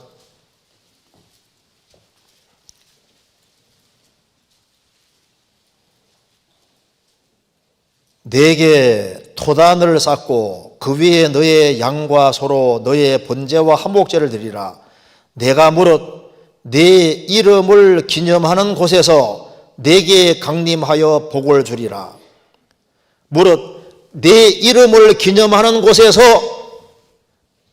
내게 강림하여 복을 주리라. 우리가 구역 모임을 하고 조모임을 하고 청년의 모임을 하고 이런 모임을 할 때 주님의 이름으로 주님 영광을 위해서 같이 모입니다. 그때 그리스도인들만 같이 있는 것이 아니라 주님이 강림하여 복을 주리라. 주님이 멀리 계신 것이 아닙니다. 가까이 계셔요. 여기 이제 그리스도인들이 모임하는데 사도 바울이 온다. 다 달려오겠죠.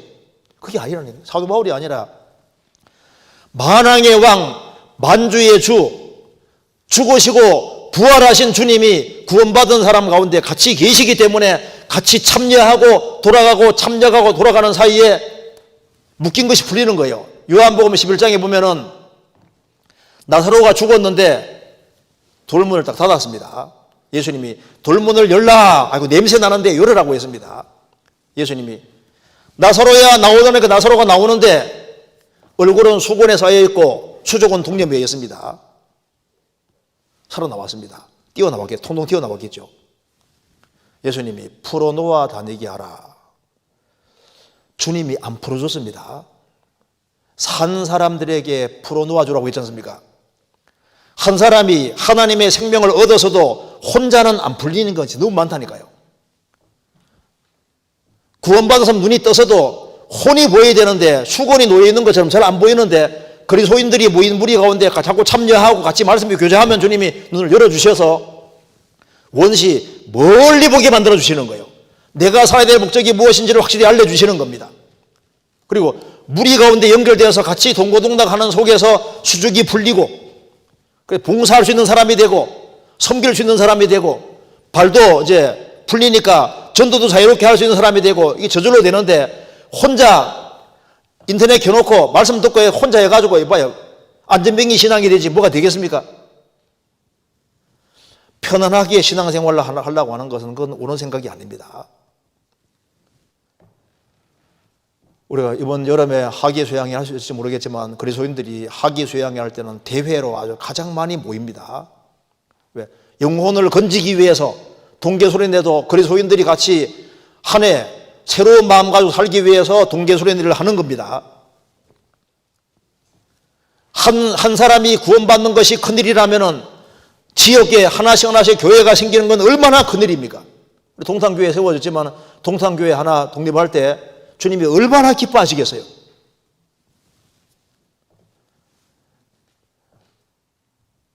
우리 주일날, 수요일날 이렇게 모이는 거, 그거 그냥 올 수도 있으면서도 편안하게 듣는 길을 택하는 사람, 그 사람이 신앙생활 잘하는 것인지 아니면은 나와서 같이 말씀 듣는 게 잘하는 것인지 저 위에 가면 다 드러날 겁니다. 내가 편안하게 살 수 있다고 해서 아 좋다. 그게 육신일 수도 많이 있어요. 생각을 잘해야 됩니다. 우리의 일상생활이 너무나도 중요합니다. 성경에서 시편 37편 18절에 여호와께서 완전한 자의 날을 아시니 저희 기업은 영원하리로다. 여호와께서 완전한 자, 구원받은 사람의 날들을 복수입니다. 하루하루를 아시나니 저희 기업은 영원하리로다. 하루하루가 영원한 기업과 관계되는 겁니다. 그래서 우리가 이번에 이제 우리 그 일독 하는 사람들이 몇 달 안에 일독 하는 사람들이 많이 있는데요. 그 일독 성경을 부지런히 읽은 날들, 이것이 얼마나 중요한 날인지를 알 수 있을 겁니다.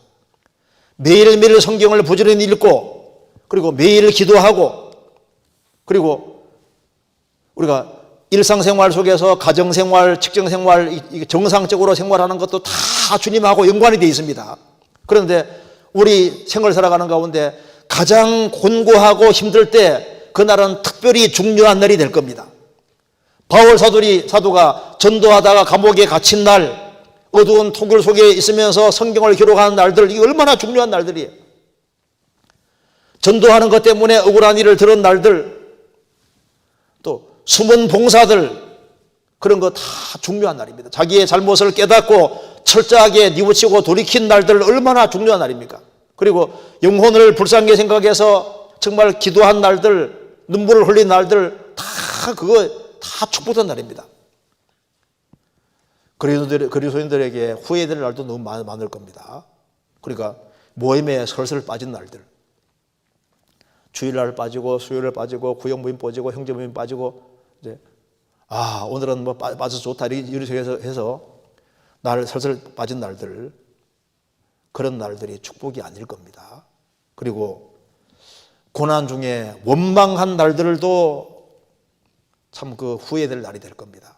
내가 조금만 더 참았으면 되는데, 조금만 더 참았으면 되는데, 쓸데없이 원망한 것들을 후회하겠죠. 그리고 그리스도인들이 죄 가운데 살아간 날들에 대해서는 정말 후회할 겁니다.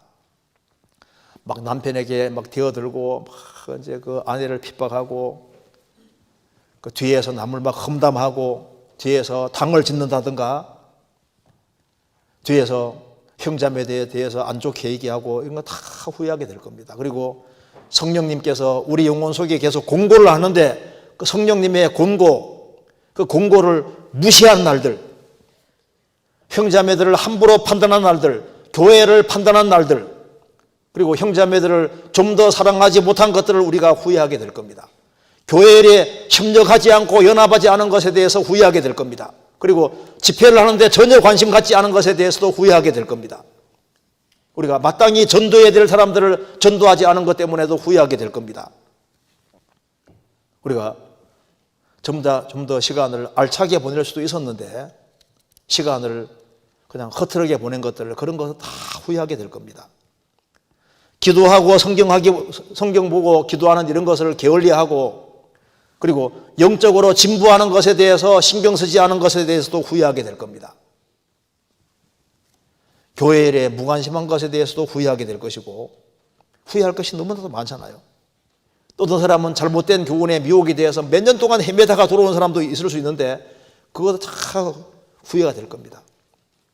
내가 좀 더 형제자매들을 좀 더 대접을 했다면 좀 더 소중히 여기고 좀 더 관심 가졌다면 얼마나 좋았을까 그렇게 후회하게 될 겁니다. 아마 심판대에 섰을 때 내 공력에 불타는 것을 볼 때 굉장한 후회를 하게 되겠죠. 자, 그래서 우리가 이 날들을 참 이게 귀하게 생각해야 되나 특별히 곤고한 날이 있을 때 특별히 어려운 날이 주어졌을 때 우리가 더욱 감사할 필요가 있는 겁니다. 왜 내 인생에 내가 신앙생활을 잘하려고 하는데 왜 이런 일들이 벌어질까? 이건 내 인생에 없으면 좋았을 텐데 이때야말로 이것이 오히려 가장 축복일 수 있기 때문에 더 감사하고 그걸 기꺼운 마음으로 받고 그리고 끊임없이 계속 나아가는 것이 필요합니다. 이제 글을 하나 읽어드리겠습니다. 어떤 훌륭한 로마인이 기근으로 인해 사람들이 죽어가는 도시에서 이제 곡식 싣고 가려고 하는데 선원들은 말하기를 날씨가 사납기 때문에 출항을 주저하자고 이렇게 말했습니다. 주저하니까 이렇게 말했습니다. 지금 가장 필요한 것은 우리가 사는 것이 아니라 출항하는 것입니다. 지금 도시의 사람들이 죽어가고 있는데 곡식 싣고 가야 되는데 날씨가 사납기 때문에 못 간다고 하니까 어떤 훌륭한 로마인이 지금 가장 필요한 것은 우리가 지금 사는 것이 아니라 출항하는 것입니다. 우리가 죽더라도 우리가 곡식을 도시에 운반하는 그것이 우리가 할 일이니까 우리는 바로 할 일이 바로 출항하는 겁니다. 그렇죠. 이 말하는 게 보니까 마음이 좀 와닿습니다. 우리는 목적을 분명히 가지고 있는 사람입니다. 우리는 우리가 힘들더라도 우리가 주님께 받은 사명이 있고 그 사명을 기억하고 완수해야 될 사람인 거예요. 성경 베드로후서 3장 찾겠습니다. 베드로후서 3장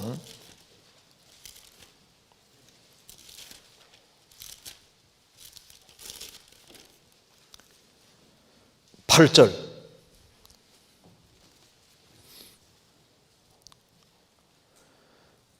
사랑하는 자들아 죽기에는 하루가 천년 같고 천년이 하루 같은 이 한 가지를 잊지 말라. 사랑하는 자들아, 주님께는 하루가 천년 같고 천년이 하루 같은 이 한 가지를 잊지 마라. 하루가 천년 같다는 말은 죄인이 돌아오기를 바라는 마음은 하루가 천년같이 지루하게 기다리고 계시다는 겁니다. 자식이 집 나가서 이제 자식을 잠깐 잃어버렸는데, 해수욕장에서 잃어버렸는데 24시간 만에 찾았습니다. 부모에겐 하루가 막 몇 년처럼 길게 느껴지는 거예요. 죄인이 돌아오기를 바라는 마음이 하루가 천년같이 아주 지루하게 느껴지면서 돌아오기를 갈망한다고 말입니다. 그리고 천년이 하루 같다는 것은 영원 속에 계시는 하나님 보실 때 천년이 하루가 짧다는 겁니다. 시간 속에서 죄인이 돌아오기를 바라는 마음은 하루가 천년같이 지루하게 느껴지는 거예요. 여기서 우리가 하나 생각할 것은 죽게는 하루가 천년 같다. 우리 그리스도인들에게도 하루가 정말 이게 몇 년처럼, 천년처럼 이게 귀한 시간이라는 걸 알아야 되는데, 하루를 정말 귀하게 생각하는 사람은 인생을 진지하게 살 수 있습니다. 진지하게. 하루가 정말 귀한 겁니다. 그래서 오늘 하루를 잘 사는 사람은 그 오늘 하루가 쌓이면은 일생인 거예요. 하루를 대충 살아가는 사람은 인생을 헛되게 보내는 게 되는 겁니다.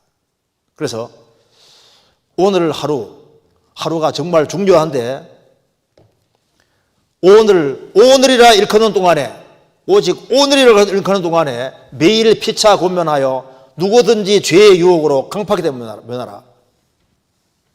오늘 하루, 성경에서 오늘날 성계절을 택하라는 말씀대로 오늘 하루를 정말 내가 한번 신앙생활 한번 멋지게 해보자, 그런 결심 붙이면 그 하루가 그 다음 날이 되고 이게 한 일주일만 딱 돼도 있지 않습니까? 상당히 길게 갈 수 있고 어쩌면 일생 갈지도 몰라요. 우리는 지금 매일매일 하루를 부여받고 있습니다. 하루. 그래서 우리가 오늘 잠깐 생각해 본 대로, 나머지는 다음에 배우고요. 욥이라는 사람이 가장 힘들 때 자기의 태어난 날을 저주하고 자기의 고난받는 이것이 없기를 간절히 아주 없으면 좋겠다고 생각했는데, 날이 가면 갈수록 성경 계속 이제 진행이 되면서 이게 중요한 날일 수도 있구나, 이렇게 생각이 좀 바뀌어갑니다. 우리도 이제 너무 힘든 일이 있을 때 내가 왜 이런 걸 당해야 되냐 하는데 자꾸 세월이 지나가고 참고 견디고 살아가다 보면은 이랬을 수 있겠구나, 이랬을 수 있겠구나, 이게 어쩌면 더 중요한 것일 수 있겠구나, 이렇게 생각이 바뀔 수 있습니다. 그래서 가장 힘들고 어려울 때, 그럴 때 이것이 오히려 축복의 날이라고 생각을 하고 잘 견디고, 그렇게 하면 주님이 가장 자비하신 분이고 가장 선한 분이라는 것을 알게 될 겁니다. 그래서 우리가 하찮게 생각하는 날이 훨씬 중요한 날이 될 수 있고, 없었으면 좋겠다 생각하는 날이 가장 중요한 날이 될 수도 있기 때문에 이해되지 않을지라도 끝까지 참고 견디면서 우리가 좀 살아야 되리라고 생각합니다. 여기까지 말씀드리겠습니다. 자비로우신 우리 아버지 하나님, 저희들로 하여금 주 예수 그리스도를 알게 해주신 이 크고 놀라운 은혜와 사랑을 인하여 감사드립니다. 어떤 경우에도 넘어져도 다시 일어나고 죽으시고 부활하신 주님을 의지해서 능히 이겨나갈 수 있도록 도와주옵소서. 주님의 영원한 축복을 가지고 계시는 줄 압니다. 주님을 더욱 가까이 하고 하루하루를 성실하게 행할 수 있도록 도와주시옵소서.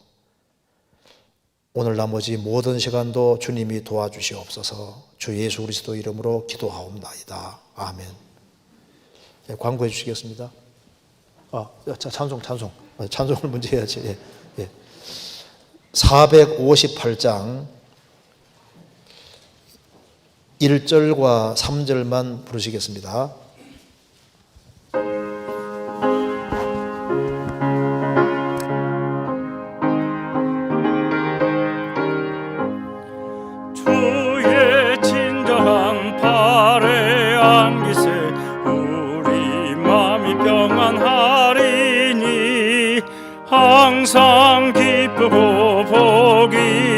되겠네.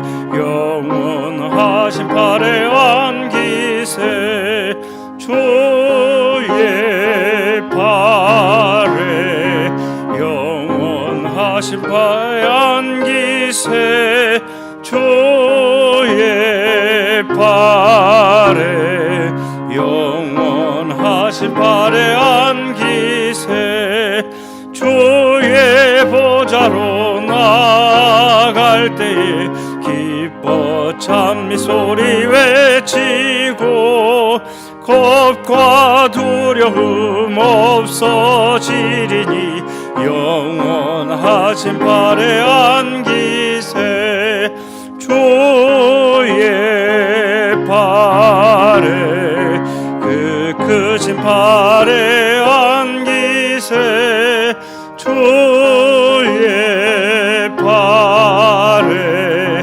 영원하신 팔에 안기세